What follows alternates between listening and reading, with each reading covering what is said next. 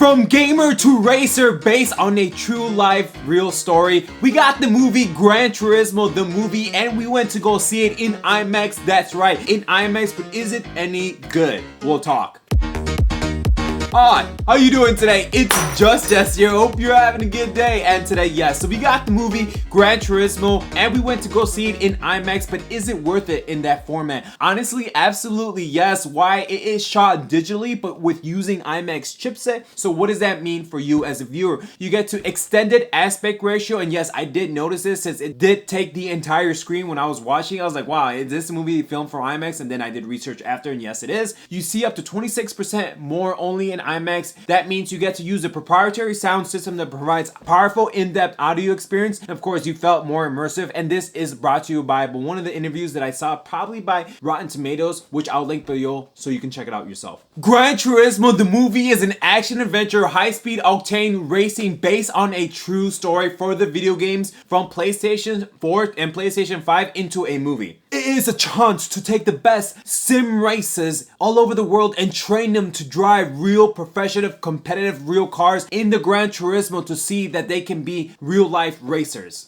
It's also a movie showing you to never give up on your craziest or wildest dreams, even though your enemies, your family, or your friends, or the people training you, telling you you cannot do something, which hits close home to me because, of course, I'm trying to have YouTube as my career, and I feel like a lot of people in my family and friends and coworkers are telling me, hey, you'll never be a YouTuber, so you give up, and I will never give up, even if I have to be a waiter for the rest of my goddamn life. I will never give up being a YouTube. Like, I will never pursue that. So I love that this movie had that similar tone and structure, and of course, message to everyone, no matter what you're trying to achieve in life. This movie has so much heart and emotion than I thought it normally would, but it's one of the strengths of the film, and of course it has romance, which we'll talk about in a second, but that means it has romance, action, drama, romance. This has the big three. Jan, played by Archie, feels like he dropped out of college playing Gran Turismo 7. His parents telling him, well, his dad is just like, you think you're gonna become a race car driver, in hopes to becoming a professional racer in this future. After setting one of the fastest lap times, he is invited to a once-in-a-lifetime opportunity to train with real-life cars to become a professional, competitive, real-life racer. Him as a character, I think he's like 21. I mean, he has some beers, so he's above age, but he's just like an everyday type of guy or girl. Anyone can see themselves in him. He's relatable. He works at a clothing store. He's trying to pursue his dreams. He's not going to college, which I didn't. I dropped out of college too, and his parents are like, you should go back to college. He's just trying to help the best in pursuing his dreams, and yes, of course, he likes a girl. There's some romance involved, so he's like an everyday type of guy. He plays video games.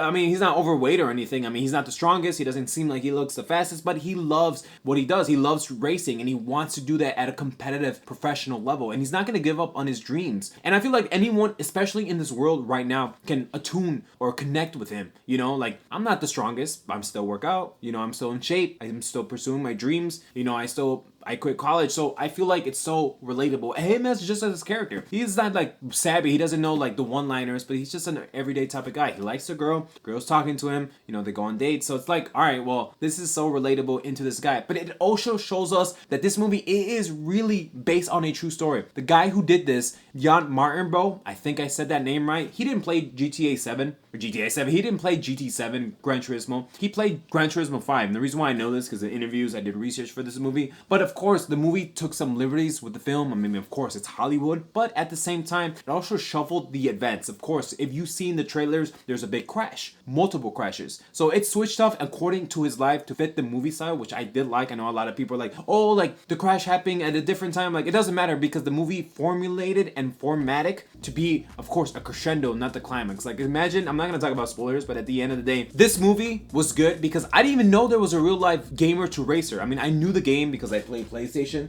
You know, of course, I knew the game, but I don't really like simulators like that. But it took the movie for me to even check out the game, and I suspect that that was a +1 because without the movie, I would have never tried out the game. I would have never known the real life story of Jan Martinbro, the gamer to racer. Like, I would have never known that. And for the movie to do that was amazing because now I get to know, and that's amazing that they made this movie because it's actually a great movie. Yes, of course, I did talk about Audrey before in the romance. Even though the movie did feel like it was added on, they're like, oh, we need some romance, so just add it. I mean, it felt half-baked, I'm not gonna lie to you, I love romance, but maybe some more scenes would have helped, some more texting, but she's there, but it's like, you guys have baked it, which I don't like because, you know, I love romance, but still, there's romance there, so that's amazing. And the guy that's going to train them and help them to drive these professional cars is Jack Slater, played by David Harbour, which I loved him in Violent Night. A lot of people like him from Stranger Things. He was a great racer in his days, but he left due to a tragic accident, which if you see the movie, you'll know, which I'm not going to tell you because that's spoilers, but right now he's fixing cars, and Orlando Bloom's character, you know, the guy from Pirates of the Caribbean, comes to him with his offer from Nissan, Team Nissan. I love how they said it too in the movie, Team Nissan, which is like his British accent, but his relationship with Jan is one of the highlights of the movie as they change based on their interactions, like motivations, talking, doing the impossible possible. Felt like a father-son dynamic, but also teacher and student in type of way, and it's one of the main things that the movie kept going with because they have great chemistry, they have great emotion, and they're changing each other not because of themselves, but their interactions with one another. From not believer to helping him out, being in a different wreck. Like, does he have similar past and goals and tribulations that Jan can mentor or use him or just talk to somebody? So you see their chemistry go from like, okay, well, this is weird, but now it's like they're really close. And I loved how the movie just kept going with that because it's one of the strongest in the film. And of course, I would be remiss if I didn't talk about Ji-moon Yansu, which I cannot say that name right, but in the movie, he's his actual father as Steve. And he packs an amazing as Steve as he plays his real life dad. Yeah, he doesn't get enough screen time as David Harbour's character, but when he is on screen, he does pack emotional punches with Jan's character and with us. Like, you get to see him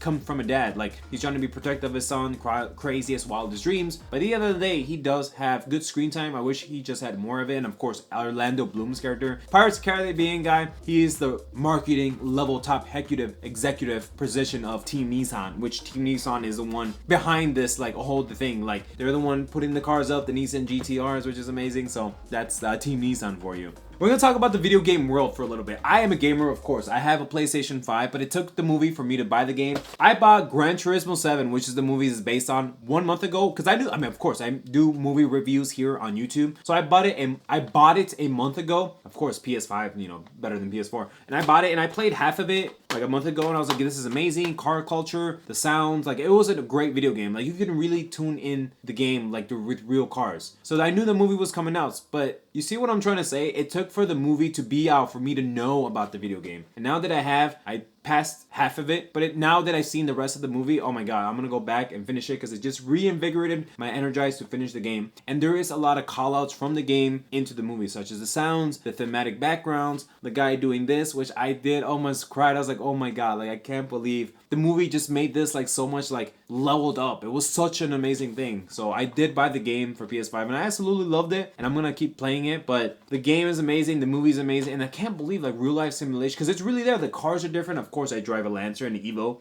which I did drive a Lancer, but not an Evo in my life. So, but it's there. It's amazing. Watching this movie in IMAX, I really felt amazing, and I felt more immersive due to the sound effects of the car game, even incorporated into the movie. Let me explain. You hear all the cars, the sounds, the engines, the asphalts, the braking, the good soundtrack that comes in the movie as well as in the game, and you get to also see like little nods to the game incorporated into the movie in the big scale. So such as like the 3, 2, 1, the startup thing, or when you go through the menus, like when you go forward or backwards, and even with the guy doing this, and it was so amazing that they took the game into a full-blown movie, which I did love. You see the game in action, you see him driving the video game in the game, you see him do the driving simulation, but even with the training sequences that he's trying to do a professional car, the drama with the other drivers, like they all come from this to train to be an academy, because there's going to be like other 6 of them trying to compete for first place, and it just adds to the intensity of the movie. Even the amazing drone shots where they go under the carriage, on top of the carriage, and film of the cockpit being hot in there, like showing the other competitors. Like, this movie was presented in the way, I don't want to say like Michael Bayism, but still, like, it's a lot of action in your face, like cars driving, and hot take, but I think one of the things the movie did right that the Fast and Furious movies recently couldn't have is this movie is about racing. It doesn't matter if you win by an inch or a mile, winning is winning. And I love that the movie had that, because it's about racing. It's not about like character emotions, trying to be the best, trying to prove everyone wrong, trying to be a competitive real life racer based on a video game simulation that the guy Jan is trying to do, based on his like from gamer to racer. And it had me literally at the edge of my seat. I see the other people in the theater when I saw this in IMAX, people were like doing this, or like, yeah, like you hear every time if he does win, because I'm not gonna spoil spoil it for you. There's multiple races, so it's not just one big race. There's multiple races, smaller races, and it's so cool how they took the movie, especially in the video game format, and the way he looks at the cars when he's doing the simulation, and then the car like is looking in like the cafe or whatever. I thought it was amazing. I mean, a lot of people are complaining about the advertising. I don't mind it because I love PlayStation. I have been PlayStation my whole life. I can't wait to get the car in the movie in the game. I played some of the game, and I think I have to like do some races to earn it, or I have to get money in the game. But I did love the advertising. I don't mind it because I mean, I don't care. I love PlayStation. I'll support them like whatever it takes. It doesn't matter. It's a great underdog story with a good message and a great action sequences. Yeah, let's be honest. The romance, it's half-baked, but at the end of the day, I'm gonna give this an A-. The only reason why I'm not gonna give it an A+ is because the romance is lackluster. Like I told you guys, like I love romance. I want romance to succeed, but maybe just a little bit more scenes with Audrey. Maybe Audrey, I mean, don't get me wrong, she's there and you'll see her, but I just felt like the movie felt like the executives were like, we need to add romance because that's hot. You know, that's the new thing these days. So, or that's the new thing these days, but still, to be very honest with you, this hit me so emotional because of YouTube. I'm trying to become a YouTuber and people are telling me that I can't do it. I love this movie so many times. I saw this in IMAX. That's right, in IMAX 3 times, which I'll put a picture on screen for you right now. I saw it in 3 times and I felt amazing, and it's gonna be in the top 10 best of the year, especially for me because I really connected with it. If you made it this far, I appreciate you so much. Maybe considering hitting that like button and turning on notifications so you never miss a video. And with that, take care, bye.